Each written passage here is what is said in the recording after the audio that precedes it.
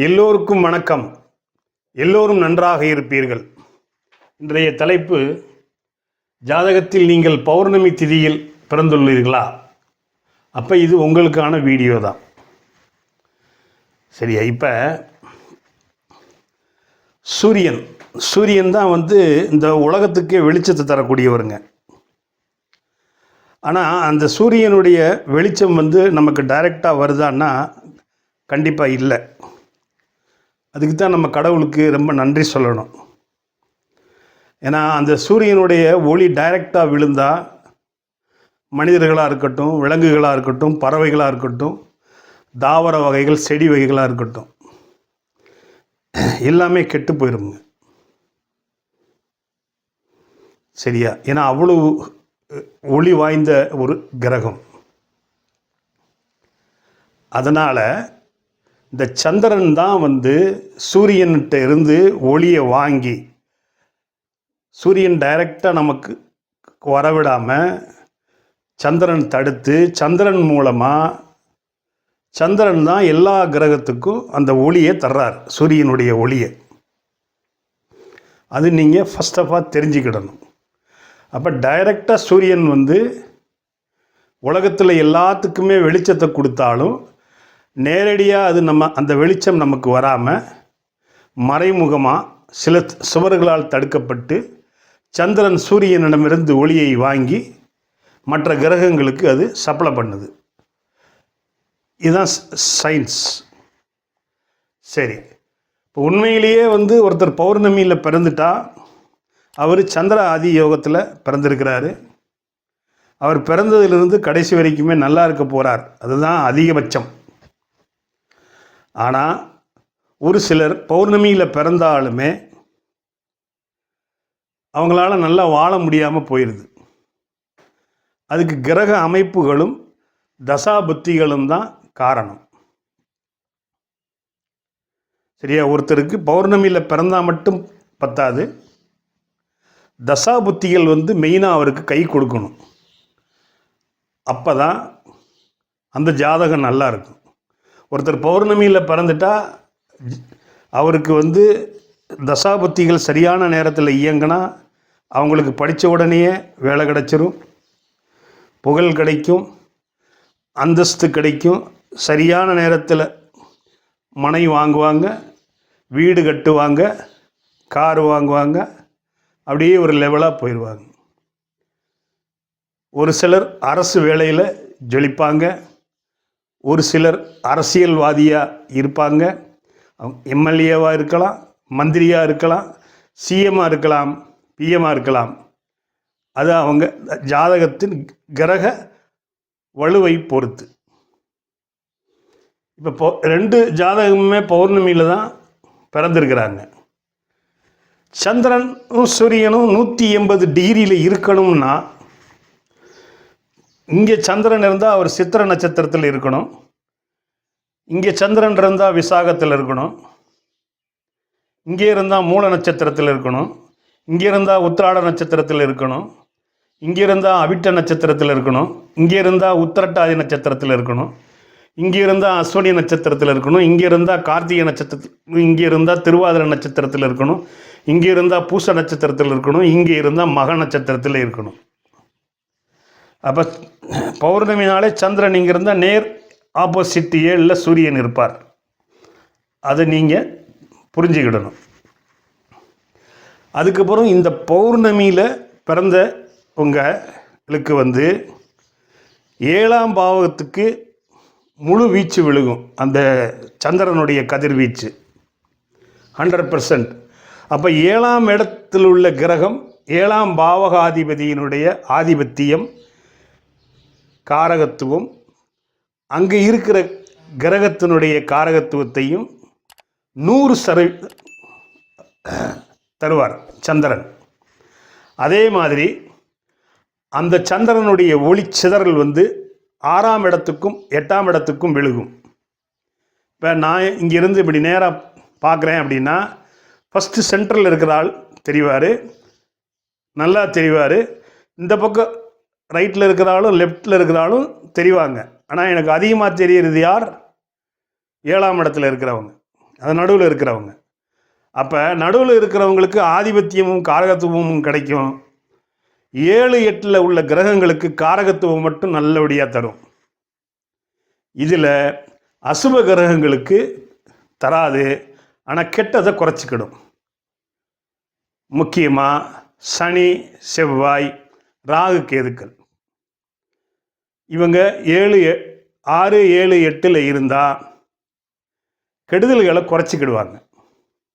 ஆனால் அந்த 6, 7, 8 புதன், சுக்கிரன், குரு இது போன்ற சுபகிரகங்கள் இருந்தால் அவங்க தசையில் நல்ல பலனை செய்வாங்க. சரியா? இது நான் இந்த நட்சத்திரங்களில் சொல்லிட்டேன். சரிங்களா? அப்படி இருந்தால் தான் 180 டிகிரியில் இருப்பார் சூரியன்.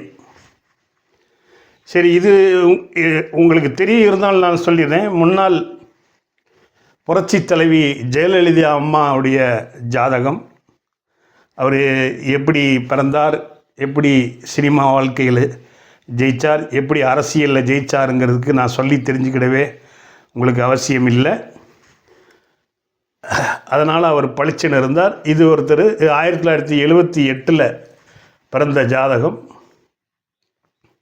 இவங்க 1948 பிறந்த ஜாதகம்.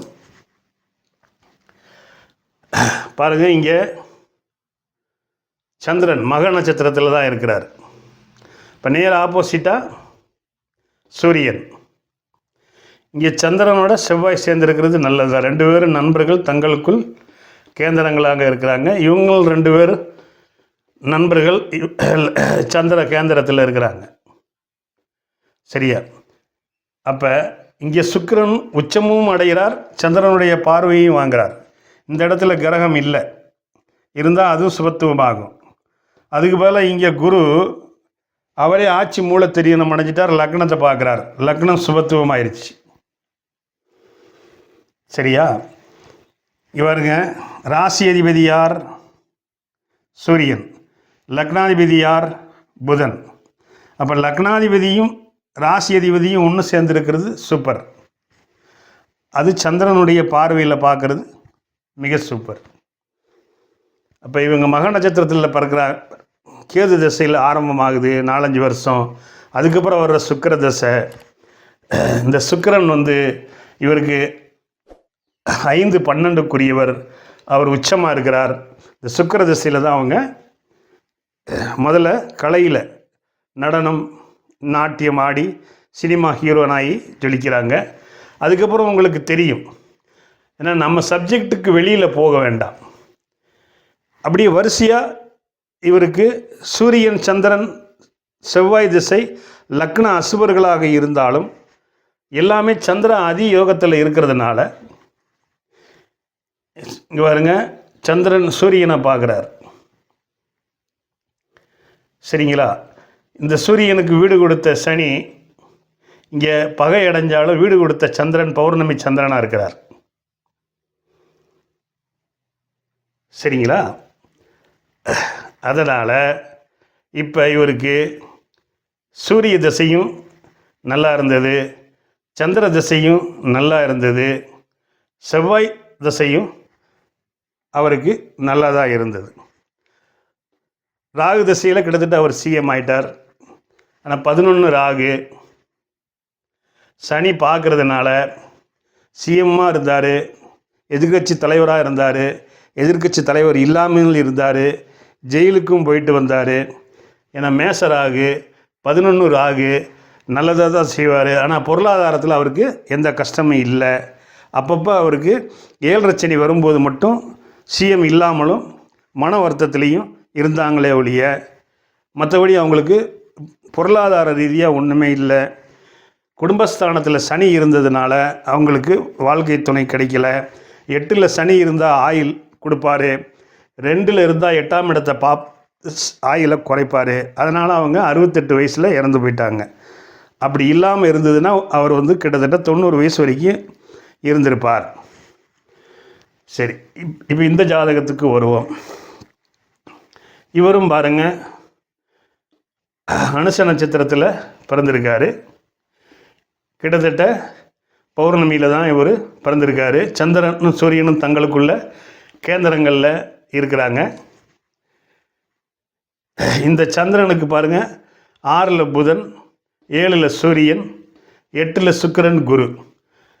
அப்போ இது எல்லாமே இவருக்கு நல்லது தான் செஞ்சுருக்கணும், ஆனால் செய்யலை. ஏன்னா அனுச நட்சத்திரத்தில் பிறந்ததுனால இவர் சனி தசையில் தசா இருப்பில் பிறந்திருக்கார். 9 வருஷ சனி தசை. அவர் இருக்கக்கூடாத வீட்டிலேருந்து தசை நடத்துகிறார். அஷ்டமாதிபதி வீட்டில் சனி தசை. லக்னாதிபதியாக இருந்தாலும்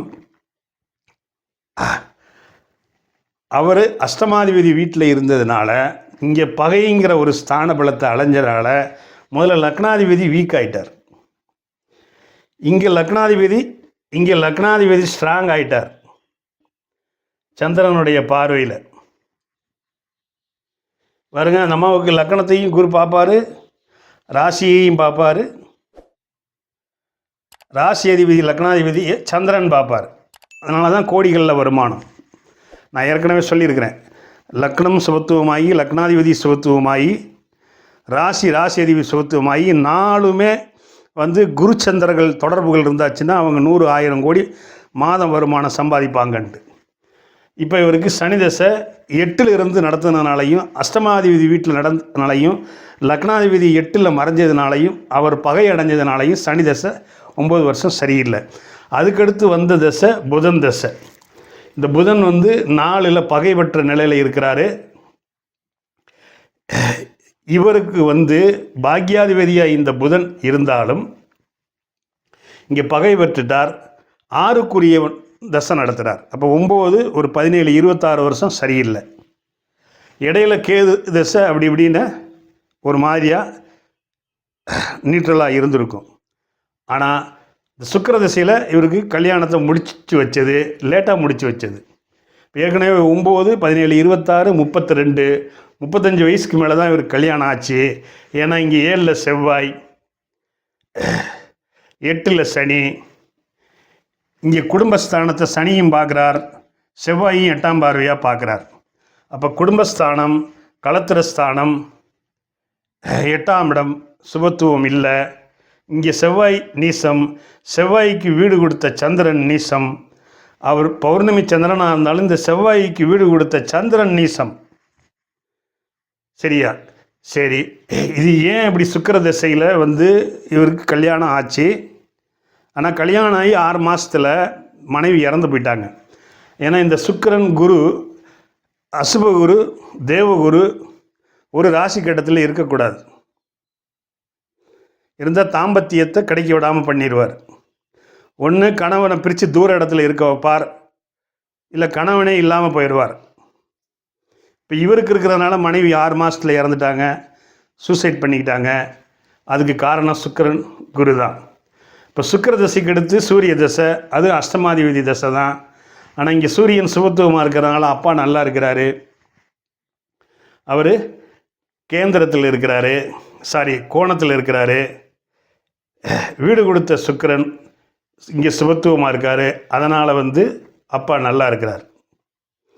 ஆனால் இங்கே சூரிய திசையில் வரும்போது அவங்க அப்பா மரணம் அடைவார். ஏன்னா இந்த சூரியனை சனி 10ஆம் பார்வையாக பார்க்குறார். சனி பார்க்க சர்வநாசம்னு சொல்லியிருக்கிறேன். அப்போ சூரிய தசை, சூரிய புத்தியில் அவங்க அப்பா இல்லை. அவங்க அப்பா இறந்ததுக்கு பிறகு அவருடைய சொத்துக்கள் கிடைக்கும். அது மகர லக்கணங்கிறதுனால அந்த சொத்து நீடிக்காது. அந்த சொத்தை விற்று இவர் எங்கே இருக்கிறாரோ அங்கே மனை வீடு வாங்கி கட்டிக்கிடுவார். அப்போ இவர் பௌர்ணமி சந்திரனில் பிறந்திருந்தாலும் சனி 8லேருந்து தசை நடத்தினார். அடுத்து புதன் 6க்குரியவன் அங்கிருந்து தசை நடத்தின மாதிரி எடுத்துக்கிடணும். சுக்கிரனும் அடுத்து 6லேருந்து தான் தசை நடத்துகிறார். அதுக்கப்புறம் சூரியன் ஓகே பாருங்க. இப்போ இதுவும் கெட்டுப்போச்சு. அது புத்திரஸ்தானமும் கெட்டுப்போச்சு, 5ஆம் இடம். இங்கே சந்திரனுடைய பார்வையில் இருந்தாலும் சனி பார்க்குறார் 10ஆம் பார்வையாக. அப்போ சனி பார்க்குற இடத்த புத்திரத்தை கண்டிப்பாக இந்த சனி கெடுப்பார். சரியா? 9ல் ராகு இருக்கக்கூடாது, பாக்கியம் கெடும். இது பாக்கியஸ்தானம், தந்தை ஸ்தானம். அப்போ 9ல் ராகு இருக்கிறதுனால இவருக்கு எந்த பாக்கியத்தையுமே தரல. சந்திரா அதியோகத்தில் பிறந்து இவருக்கு பிரயோஜனம் இல்லை. சரியா? இப்போ உங்களுக்கு இது புரிஞ்சிருக்கும்னு நினைக்கிறேன். சரியா? இது தாங்க பௌர்ணமி. எல்லாருக்கும் நல்லபடியாக வேலை செய்யுமா அப்படின்னாலும் இல்லை, எல்லாருக்கும் கெட்டதாக வேலை செய்யுமான்னு இல்லை. ஆனால் அதிகபட்சமாக இந்த சந்திராதி பௌர்ணமியில் பிறந்தவங்க பெரும்பாலும் நல்லா தான் இருக்கிறாங்க. ஏன்னா தசாபுத்திகள் அவங்களுக்கு கை கொடுத்ததுனால. இவருக்கு சனி புதன் சுக்கிரன் எல்லாமே ஃபேவரட்டான தசாபுத்திகள் தான். குருவுடைய இலக்கணங்களுக்கு தான் அது அன்ஃபேவரைட். பட் இது சனியினுடைய இலக்கணம் ஃபேவரட் தான், நல்லபடியாக செஞ்சுருக்கணும்.